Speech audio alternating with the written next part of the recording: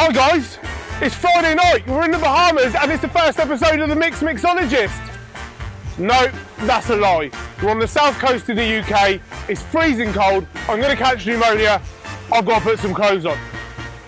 Luckily for me, no one's stolen my clothes that I left at the top of the beach. People are walking up and down in woolly hats and scarves. Give me just one moment. Right, that's better. Like I said in the intro guys, welcome to the Mixologist. I want to bring you a fun but interesting drink show that talks everything drinks, mixology, cocktails. We'll start with the easy, the basic cocktails. We'll build up to syrups, maceration, distillation, fat washes of different things. But essentially everything that you can still do on board a boat. I want to hear your top cocktail stories too, your best, your worst, and the damn right ugly that you've seen around the place. I'm going to give you my quick and worst cocktail. I was in the USVIs on St. John last March. Ordered a Long Island iced tea, ended up being a double shot of vodka with a can of iced tea. It was disappointing to say the least, could have been worse. Message in with your stories and message in with the best ones and let's try and recreate them. Anyway, like I said, it's freezing cold here. I think it's best that we go and talk in the HMS HQ. Let's go. Right guys, we're inside in the warm now, finally. So a big welcome to HMS Spirits HQ on the south coast of the UK. I thought I'd give you a little bit of background on me so you get to know me, and I'm hoping to find out a little bit more about all you guys over time as well. I was born and raised on the south coast of the UK.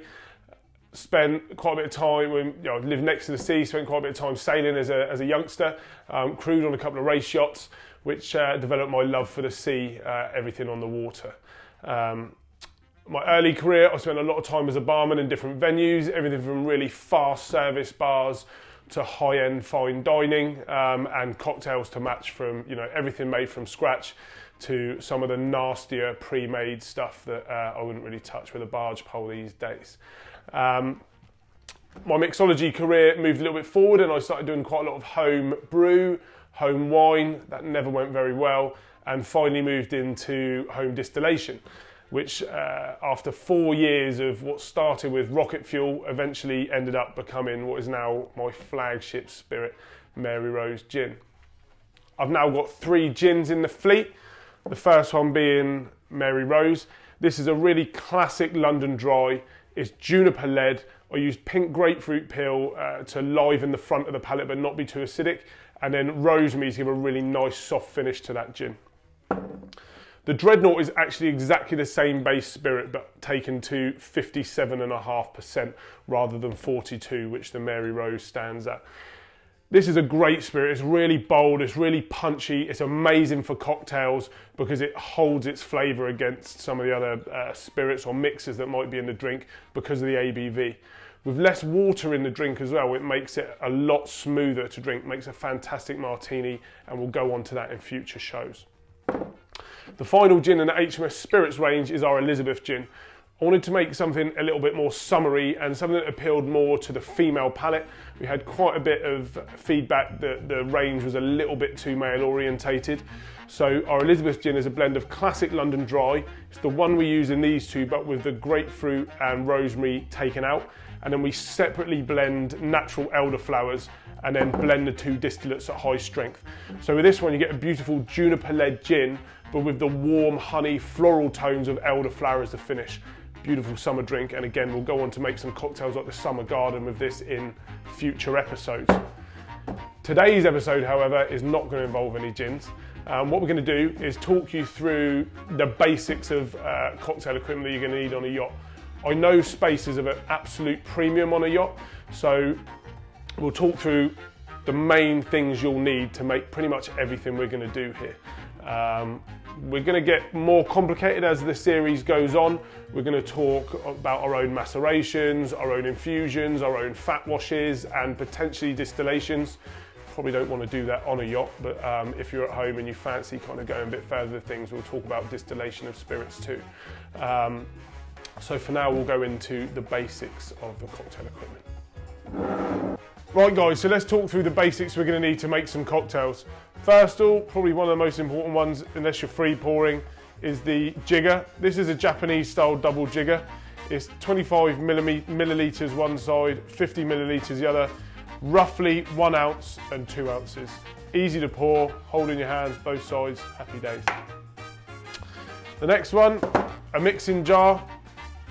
And at the same time, why don't we discuss a bar spoon? Two types, well, there's quite a few types of bar spoon. This one's got a spoon and a fork on the end in case you want to pick up an olive or something. My personal preference is a weighted bar spoon. It feels nicer in the hand, nicer to stir. Use this at anything like a martini or any kind of stirred drink, just a really versatile jug. I'll pop those to the side. Next one, shaker. That's this one. This is a Boston shaker. It's my preference. It's the preference of most mixologists. It comes as a tin and a glass. For a boat, however, I'd probably go for the double tins. It's just a lot safer. You're not going to get any breakages. They're pretty much bulletproof. On, give it a slap down, good old shake. Hit one side, off it comes. You can use that for most cocktails will need any aerating will need a tin. A muddler. Anything that needs mint, so like a Capriana or a mojito that you're gonna squish down the mint and everything else, you'll have a little muddling stick. Strainers, julep strainer. This was one of the first ones to come about. Relatively outdated now, kind of used just for ice. It's pretty much been replaced with the Hawthorne strainer, again for ice, but this fits nice and snugly into a tin and then pour. It will get rid of ice and other big parts of the cocktail that you might have put in there. And then the fine strainer would be the finer one you use. You'll get any shards of ice, any pits, any parts of the fruit that you don't want to make a beautifully clear drink. The other one, a juicer. We call this the Mexican elbow. You pop a lime or lemon in there, give it a squeeze. Easy, quick, especially if you're working on a bar and you've got to get through juice really quickly. So the Mexican elbow. And then finally, a really basic ice crusher there for anything that needs crushed ice. In the top, give it a spin, all your crushed ice goes into the bottom. Relatively inexpensive to keep on the boat. And that is basically everything we're going to need to make 95% of the cocktails we're going to be doing. Right guys, so now we've got a grip on the basics that we need to make all cocktails. I'm going to finish today with actually making one for you. One thing to bear in mind, I'm based in the UK. As I've said, we use millilitres in the UK. A standard shot is 25 mils and 50 mils. I know in the States and the Far East you use ounces. Ounces are 27.8 millilitres. So give or take, an English shot is 1 ounce, a double is 2. So we're going to use that for the purposes of not having to break down too many fractions. So today, we're going to do a twist on a classic. We're going to do the classic espresso martini, but we're going to turn it into a rum and raisin martini. For that, we're going to add spiced rum, golden spiced rum. That gives a nice warm spice to it. And then we're going to use this Pedro Jimenez sherry. It's a beautiful aged sherry that has just got thick notes of raisins and fig going through it, which will really turn up this cocktail. So a nice easy one for us to do. Boston shaker with ice in. We're going to go with 25 mils, 1 ounce of the sherry. In it goes. We're using Kahlua coffee liqueur. We're going to do 15 millilitres of coffee liqueur.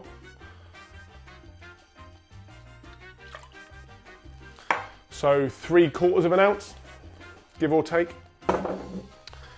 And then a double 2 ounce shot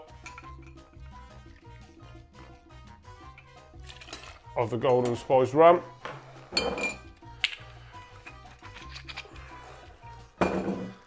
Add to that 50 mils of freshly poured espresso.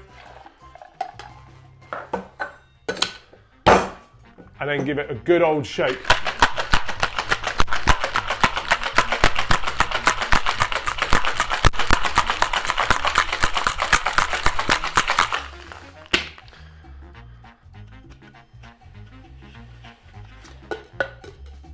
Undo that, and then we're going to double strain this into our martini glass. So Hawthorne strainer in.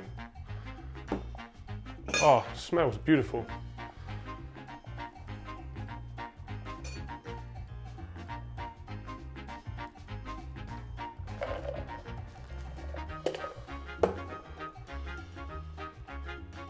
There guys is your rum and raisin espresso martini. Cheers. Or I could start a day off with that. Anyway, on to next week's show. We're going to talk a little bit about cocktail history. We're going to talk about eco products, which I know is massively important to everyone at the moment, especially on yachts and keeping the ocean clean. And then we're going to do an easy guest pleaser cocktail. Adds a little bit of fun to the dinner table or pre-drinks for anybody as well. Look forward to seeing you all next week. Please leave some comments and feedback.